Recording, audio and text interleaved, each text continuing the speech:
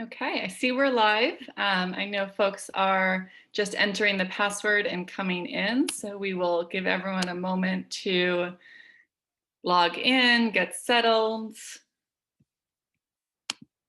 If you're joining and you're here already, feel free to use that chat. Let us know who you are, what brought you here, where you come from. Anything you want to tell us, feel free to use that chat, and we're excited to have you. See some familiar names, some new names. Excited to hear a little bit from most of you, from everyone, if possible.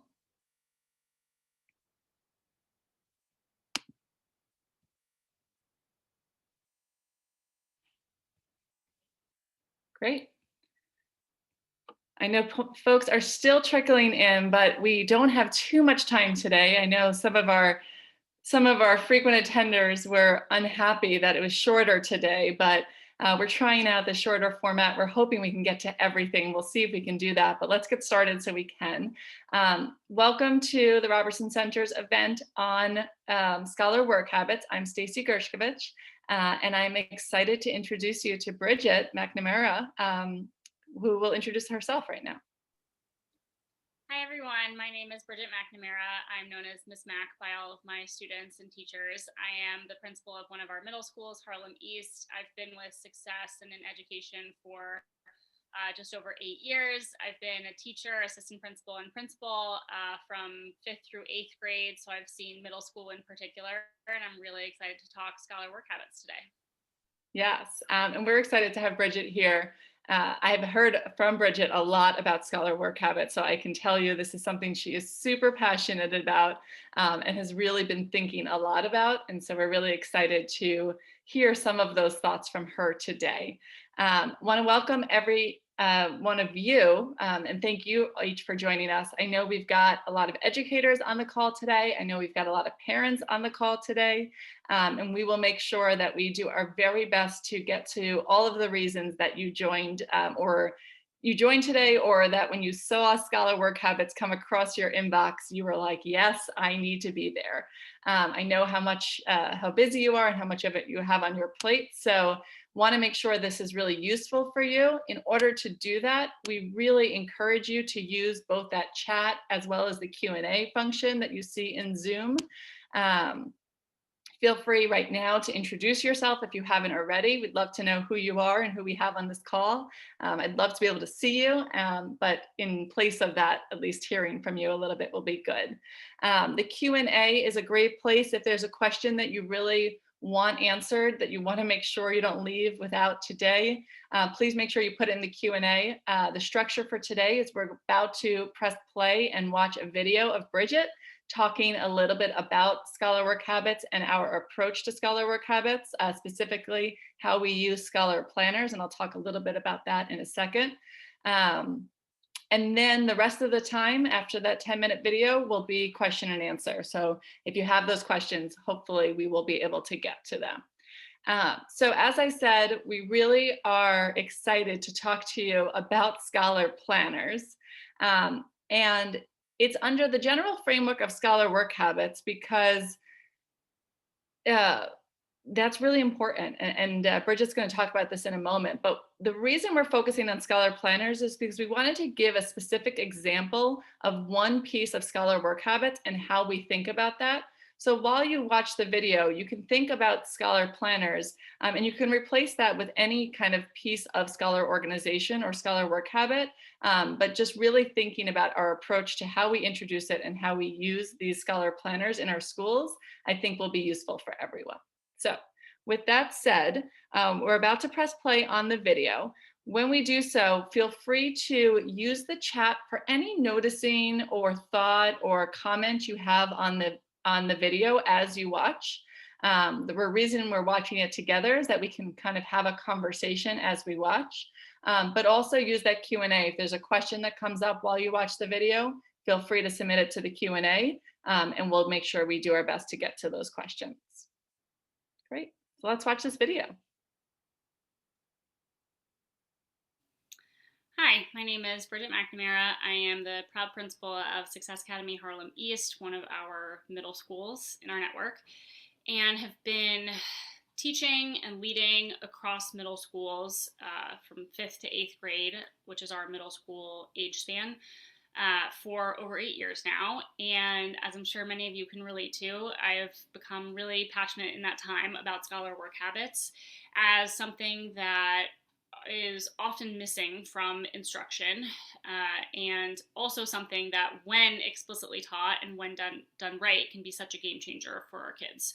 So we're going to dive into kind of planners specifically today. But one of the reasons I like talking about planners is because I think that they are such a natural entry point for schools and communities to start talking about scholar work habits at large. So anything we're talking about with planners is pretty transferable to some of those bigger conversations around scholar work habits. And when we are talking about scholar work habits at Success and at Harlem East, we really want to create a conversation about, how to foster independence in our kids, how to teach them the organizational skills, yes, that they need, but also to develop the mindsets and the habits and the dedication that they are going to need to be successful in high school, go where they want to go in high school, and certainly beyond. So again, I think planners are a seemingly small thing, but they're something so tangible that can make such a big difference and lead to some other really fruitful conversations in this area.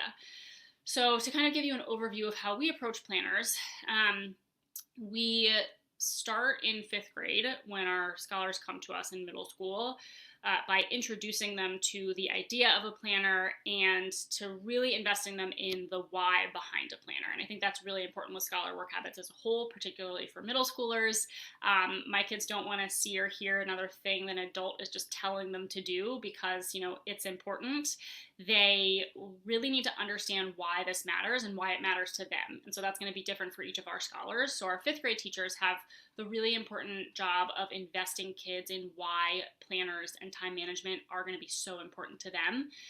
So it's a lot of having those conversations and kind of, kids are starting a new school model. They're jumping from elementary school to middle school, getting them invested in this idea that independence is cool, and planners are kind of a new tangible thing that they can feel is theirs to own and be responsible for. So we try to get them both invested in and excited about their planner. And then we really tightly manage how our kids use planners in 5th grade so that they not only understand the why, but they do have the skills, quite frankly, to kind of increasingly independently manage it throughout time. So that means advisors are starting the day with planners open, talking about any work that happened, last night. How did you do on accomplishing all the tasks in your planner? That means that throughout the course of our day, our kids rotate through different classrooms, but in 5th grade in particular, or whatever year they're starting planners at your school, I think it's really important that all teachers have the same or very similar routine about how they use the planners. So my teachers decided that the last 5 minutes of every day were going to be their planner time in every class across 5th grade. So no matter what is going on, time, the lesson stops with 5 minutes left, planners come out, the work for the night, the homework goes up on the board, kids write down that homework, ask any questions, the teacher holds every kid accountable and literally looks to make sure that they have written it down. And that is true across every single class. I think it's a nice routine to end the day on. It also really signals the importance of this, that even if we're not done with content for the day and we're running behind, we are never going to skip over our planner routine. Really impresses upon our 5th graders the importance of this skill and this habit that we're building. And then in afternoon advisory, yet again, they're circling back to their planners, pulling them out, reviewing their homework for the night, triple checking that they have everything down. And so the whole day is just a constant reminder of, one, why this is important, and two, how do we use this effectively? And what that tight management in 5th grade allows us to do is kind of increasingly release responsibility to kids in 6th, 7th, and 8th grade for the rest of their middle school career. So in 6th grade, the routines across classrooms are still pretty similar, but there's much less talk in advisory about planners. In 7th grade, the routines across classrooms start to change a little bit. Maybe one teacher puts it up in the first 5 minutes rather than the last 5 minutes, or has it in different places. so that kids, again, kind of increasingly have ownership and independence and can roll with the punches a little bit and use planners flexibly.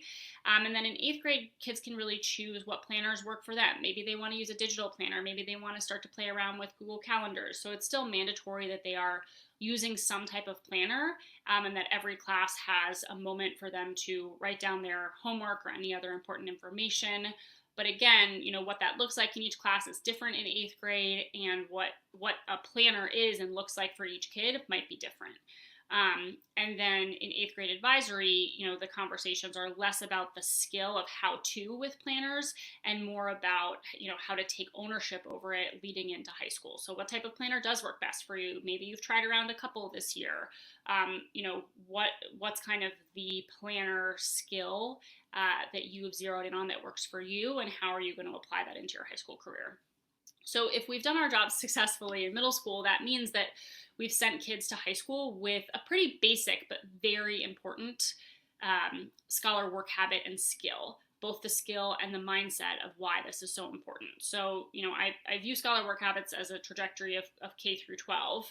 And in high school, there are going to be so many big picture conversations around scholar work habits that if we can send our kids with some of these more basic skills, I think it really frees up high school teachers to not have to re-hit those, but keep moving kids forward. So if a kid can go in and, independently manage their planner, know that they need a planner, know how to manage it throughout the course of a day, no matter what a teacher's style is or how they're presenting your homework or information, knowing how to get it down and how to effectively plan out your time in a planner. That is a seemingly small skill that actually makes a really big difference in high school success, particularly in those early years as kids are adapting. And we are certainly not total experts on this. We've played around with it and tried a bunch of different planner types, tried a bunch of different ways to teach kids how to use planners. So we still have a long way to go. But I will say that, some lessons in retrospect that we've learned. The first is that teachers who do the best job investing kids in planners let kids really kind of make them into what they want them to be. So, kids get really excited about their planner. I have kids who are soccer players who want to write down all their soccer practices. And rather than discouraging that or saying, you can only put X, Y, Z in your planner, my best teachers around this say, okay, great, let's put down all of your extracurricular activities, and then let's talk about what does that mean if you have soccer practice on Tuesday night for Monday night? What additional work do you need to do? How are you going to plan your time? And really, again, use it as a way to have conversations about how to leverage the planner to help you think proactively about your time and your time management. And my best teachers with this make it into something that is a human thing. Most of us use our planners. I pull up my planner every year and show kids how I use mine. It's really important in my life and being successful in my profession. And so my teachers who share that and share different types of planners that they use, expose kids to it, it feels adult and it feels like a long-term important thing that they're going to use forever, not just, I have to do this in school. So that's been really important for us in our own mindset, teaching kids about planners and in kids' mindsets about planners. And then some mistakes that we've definitely made along the way. We've tried out a ton of different types of planners, and at least with our 5th graders or whatever year you are introducing planners, for us, paper planners have worked best. I think it's something tangible. Kids and parents can adjust to it. Teachers can literally see how kids are using the planner a little bit easier. Parents who maybe aren't as tech literate or kids who maybe struggle a little bit more adapting to tech can still have quick access to it and just build that habit. And then we've kind of, introduced digital planners down the line, and that has been more successful for us. And then, I think the bigger transferable takeaway and misstep that we've made is we assumed that if we gave a kid a planner, they would just use it appropriately, and that is not the case at all. Work habits really need to be taught. We can't just assume that kids are going to mature and develop them along the way. So we've had to map out, what are the things that we explicitly need to teach kids? What's the appropriate age to teach them that, or assume, that they can now handle this on their own and release that responsibility. And we've settled on what we think works best for our kids and can kind of tweak it. But I think you have to assess the state of your school, the state of your scholar work habits and your learning, and figure out what is going to work best for you. And so that trajectory might look a little bit different, but do not assume that the tool itself is going to teach the habit. You also have to explicitly teach the habit in addition to giving the tool. And then my final piece on planners, before we kind of launch into a discussion, is just that they're such a nice way to introduce your community, your kids, your staff into this idea of teaching scholar work habits as a whole. They allow you to have so many conversations about, why we organize our time, how we organize our time, what are the mindsets that I have about my own organization. And I think they lead to a lot of really fruitful conversations, which is why I like them as an entry point to talk about scholar work habits. So when you're launching them, don't think of them as just this isolated thing of here's planners and we're going to teach our kids how to use them. I think view them as part of a much larger puzzle, and they've been really productive for us as a result. And I'm excited to see where we continue to take them. So I hope this is a helpful starting point, and I'm excited to talk more with you about it. Okay, Bridget, I'm sure that was really awkward to watch yourself on video, but I really, even though I've watched that video before, always enjoy hearing you talk about it. So thank you for sharing. And thank you to each of you who contributed to our chat. I really love all of the thoughts and noticings that you're having here, as well as the questions. This is just another reminder, if there's something that you are wondering about that brought you here today, we really want to hear that. This is really meant for you. So ask that question. We will do our best to get to it. I want to jump in. I saw that we have a lot of parents joining us today.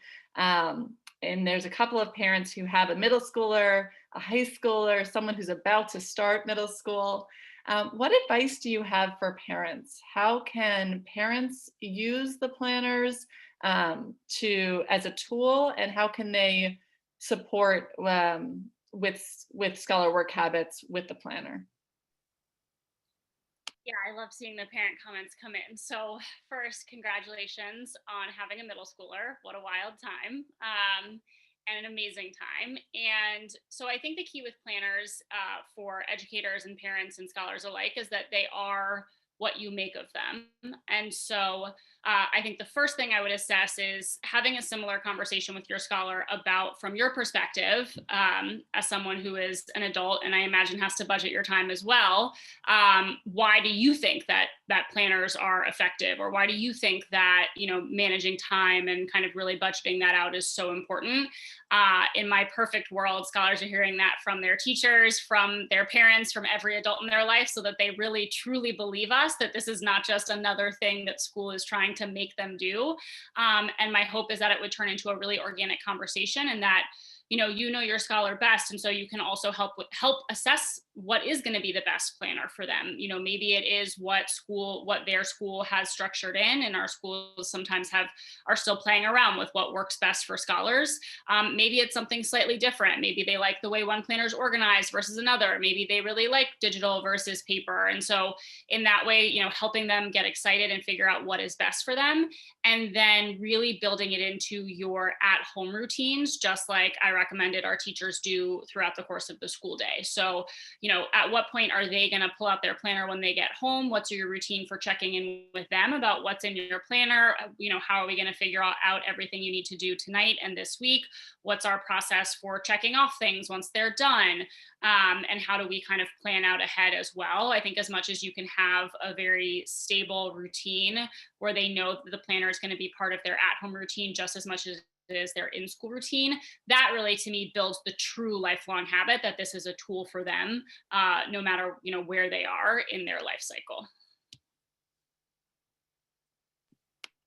I love that. And as a parent of 3 small children, planners in my life are very, very important. And getting the kids, we have a little whiteboard, a large whiteboard that we use, but getting them to kind of keep on top of it and look at it every day has been a real lifesaver for me. So hopefully when they get to middle school, they'll be a little bit invested in using theirs. So can you tell us, we used to not use planners, or we used to use planners and kind of say, here you go, here's a planner, use it. What's the biggest difference you're seeing now that we are explicitly teaching planners? Because this is new for us. Yeah, definitely. And something that we're kind of still experimenting with and adapting across our schools. And I think the biggest difference is, first that scholars actually believe us when we say we care about scholar work habits and that this is really important. I think we've talked for a long time with our fifth graders saying that you're in middle school now, you're really going to have to stay organized, and that kind of does nothing for a kid. But instead, seeing it as something that we are explicitly teaching and talking about and are willing to say, maybe this has worked well in the past for us, or maybe this didn't work well, and here's how we're going to change. I think that is a really powerful message that alongside, a new math curriculum or a new literature curriculum, you're also going to be building these really important skills. So I think the level of seriousness and investment that we've seen from our scholars with this is kind of, number one that comes to mind. The second is, as you mentioned, this is still fairly new.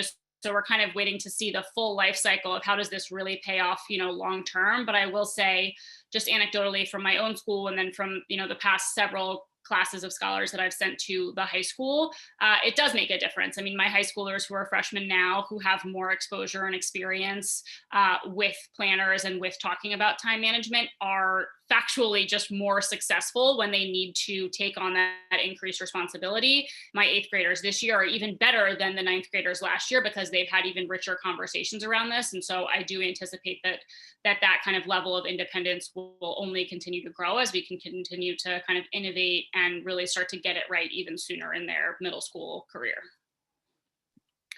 A lot of people are really interested in what our Scholar Planner looks like and where we get it from.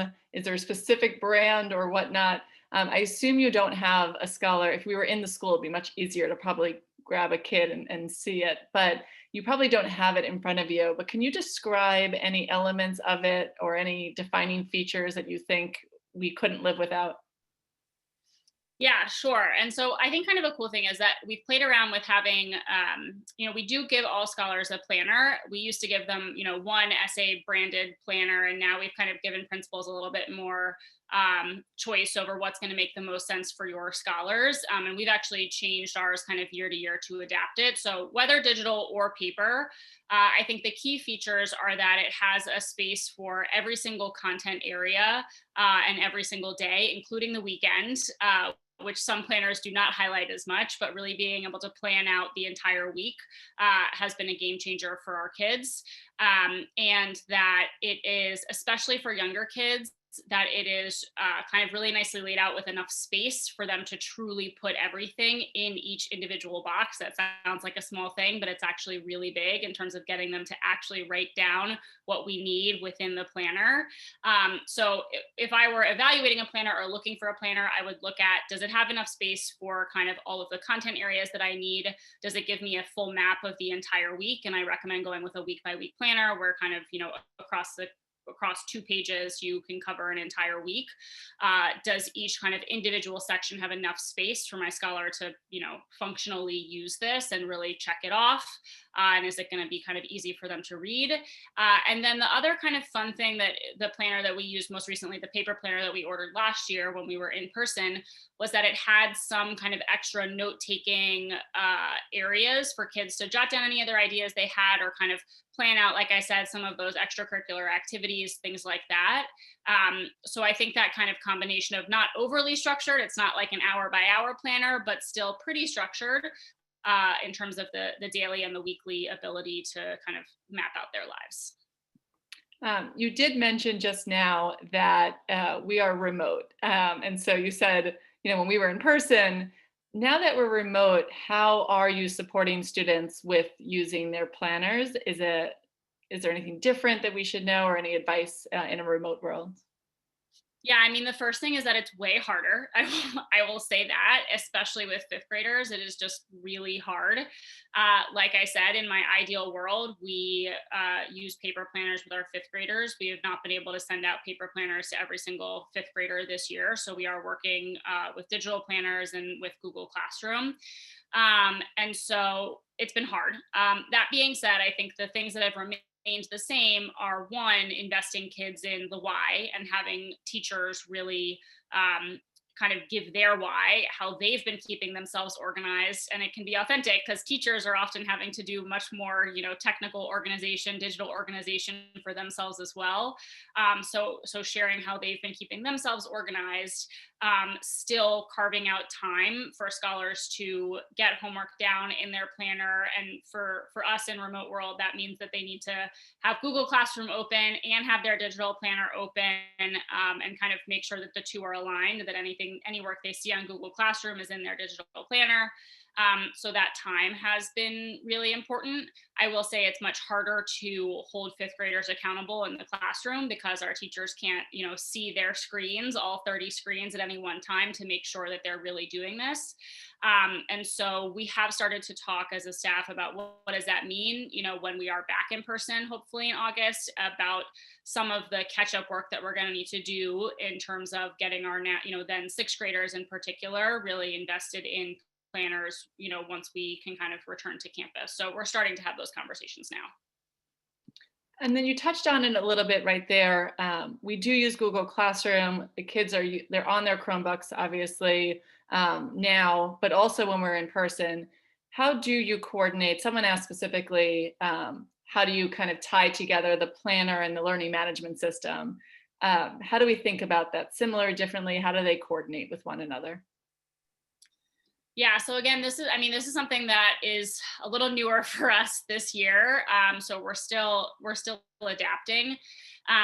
But I think one really important thing has been on the teacher end, making sure that our teachers are planned out with Google Classroom or the kind of learning management system as far in advance as possible, so that they're not living day to day, which means our kids are not living day to day. So having as much as possible assignments and upcoming assessments posted for the entire week ahead, so that especially in the digital world, kind of we can still give kids a firm, like, okay, here's what your week should look like. You can see everything, your classwork, your homework, that you should be progressing through.